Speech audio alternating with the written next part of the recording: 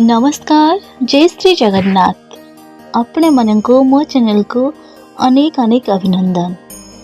आज हेउछि पवित्र माँगर सरस्वती पूजा।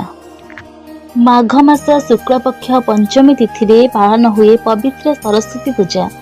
विद्यादात्री माँ सरस्वती पूजा अत्यंत पवित्र तथा वेद सम्मत अटे। हिंदू संस्कृति रे माँ सरस्वती को सिद्धिदात्री, कलार अधिष्ठात्री तथा विद्यादायिनी भाव में पूजा कराए। बसंत मासर पंचमी तिथि रे पड़ुथिबा जोगु एहाको बसंत पंचमी बोली मध्य अभिहित कराए। पारंपरिक रूप से सरस्वती शुक्ल वस्त्र परिधान करी, कर्णरे रत्न विभूषित कुंडल धारण करी, गलारे गजमोती एवं मुक्ताहार पिंधिछंती और हस्तरे वीणा और पुस्तक धारण करी पद्मासनरे श्वेतपद्म उपरि अधिष्ठात्री हुअन्ति। ओडिया भाषा रे तांको बाणी बोली मध्य कहुए। तांकर अन्य नाम सबु हेला वीणा, पुस्तक धारिणी, बागदेवी, बरदा इत्यादि। सरस्वती पूजार पौराणिक कहानी। पौराणिक ग्रंथगुड़िकरे बसंत पंचमी संबंधरे अनेक कहानी अच्छी। उपनिषदरे वर्णित एक कहानी अनुଯାयी ब्रह्मा मनुष्य सहित समस्त जीव सृष्टि करथिले, किंतु से तांका सृष्टि रे संतुष्ट नथिले। एही समस्यार समाधान पाई ब्रह्मा प्रभु विष्णु को स्मरण कले। भगवान विष्णु ब्रह्मा का निराशार कारण प्रश्न करते। ब्रह्मा कहले, प्रभु एही सृष्टि रे समस्त जगत निराशा मने हेउछि, कौनसी सरसता नाही इथिरे। एही कथा सुनिबा परे श्रीहरि माँ भगवती को डाकी एही संकट को दूर करबा पाई अनुरोध कले। देवता माने चिंतित थिबा देखि वीणा वादिनी माँ सरस्वती आदि शक्ति माँ भगवती उज्ज्वलता को जन्म होइथिले। माता भगवती शरीर यह देखा जिबा मात्रे माता सरस्वती एक सुमधुर संगीत गान करथिले, जेउथि दुनियार समस्त जीवजंतु स्वर पाइथिले एवं चारिआडे चंचलता सभा पाइथिला। धार्मिक ग्रंथरे यह कहा जाए, सेबेठारु एही दिन बसंत पंचमी भाव पालन करा जायथिला। देवी सरस्वती पुराणकार मानकरी सरस्वती को कन्या एवं ब्रह्मा को पिता रूपे परिकल्पना करिसेंती। ब्रह्मांड पुराण मते सृष्टिर आरंभ काल ब्रह्मा जेतेबेले ध्यानस्थ थिले, सेतेबेले तांका भितरे सत्व गुणर विकास घटिला एवं सेथिरु एक कन्या जात हला। तांकर रूप थिला दुग्धपरी श्वेत वर्ण। सेही श्वेतवर्णा कन्या को देखि ब्रह्मा तांकर परिचय पचारिबारु कन्या कहिले, मु तुमठारु जात हेली, तेणु तुमे मोर नामकरण कर एवं मोर परिचय कण हेबो ताहा स्थिर कर।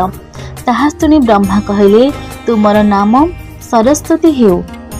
तुमे प्रत्येकଙ୍କ जिह्वार अग्रभागरे बाग रूपे अवस्थान करिब, सेथिपाई तुमे बागदेवी रूपे विदिता हेब। विशेषकर विद्वान माने तुमको आदर और भक्ति रे पूजा करिवे। बागदेवी बा सरस्वती माध्यम ब्रह्मा विष्णु ब्रह्मांडर समस्त तथा स्थावर जंगम सर्जन कले। बाग नामनी कन्या अत्यंत सुंदरी, से निष्काम कामनाहीन, किंतु ब्रह्मा तांको रूप लावण्य रे विमोहित होई स्वयंभू ब्रह्मा तांको इच्छा करने को ब्रह्मांकर मरीचि आदि पुत्रगण ब्रह्मा को निंदा कले। सरस्वती शरीर त्याग कले। ब्रह्म वैवर्त पुराण अनुଯାयी सृष्टि काल रे ईश्वर इच्छारू आद्यशक्ति निजको 5 भाग रे विभक्त करी नेतिले। से राधा, पद्मा, सावित्री, दुर्गा एवं सरस्वती रूप रे भगवान श्रीकृष्ण विभिन्न अंगरू सृष्टि होइतिले। से समय श्रीकृष्ण कंठर देवी सरस्वती उत्पन्न होइतिले। ऋग्देवी मते सरस्वती महाशक्तिंकर उत्स। एही देवी निराकार निर्गुण निर्माया। तांको माता एवं नदी रूप रे स्तुति करी रूप वेदरे लेखा जाइछि, अम्बी तमे रत नदी तमे, देवी तमे सरस्वती, अप्रशस्त इव स्वामी कस्त्रस्ति मम निष्कृति। आर्य ऋषिगण स्तुति करुछन्ति, हे श्रेष्ठ माता, हे श्रेष्ठ नदी, हे श्रेष्ठ देवी, आमे सबु अप्रशस्त प्राणी, आमको प्रशस्त तथा विस्तारित कराओ। वेदरे देवी मानकर वंदन देवी सरस्वती वंदन वर्णना प्रथम एवं प्राधान्य। देवी सरस्वती वंदना शुक्लां ब्रह्म विचार सार परमः आद्या जगत व्यापिनी वीणा पुस्तक धारिणी अभयदां जाडान्धकारापहां हस्ते स्फटिक मालिकः विदधति पद्मासने संस्थिता वंदे तां परमेश्वरी भगवतीं वृद्धिप्रदां शारदां। श्रीमंदिर रे बसंत पंचमी पौराणिक मतरे श्रीकृष्ण श्रीराधा एकत्र पुष्प आभरण मंडित पूर्वक हगु बा चाचेरी खेलुथिबारु स्मृति रूपक स्वरूप बसंत पंचमी पालित होइथाय। माघ शुक्ल पंचमी रे श्रीजीव मानकर घोड़ वस्त्र कढ़ा जाए जामा लगी वस्त्र पिंधा जाए।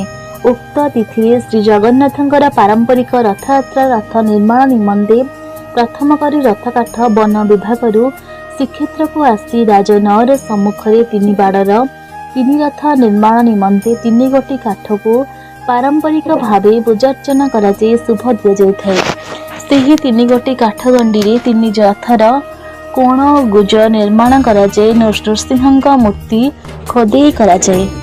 श्रीजीव माघ मास शुक्ल पक्ष पंचमी तिथि निजर शीत वस्त्र को परिहार करी गौरिक वर्णर वस्त्र परिधान करती। भोग विलासर ऋतु बसंतर आगमन रे प्रभु निजे समस्त विलास त्याग करी ब्रह्मचारी बेशरे समय अतिबाहित करने एवं संयमी हेबाकू भक्तों को आह्वान देइथांती। तेणु से निजे हेंगू और हरड़ गुंडरे प्रस्तुत बसंत पिष्टक ग्रहण करिथांती।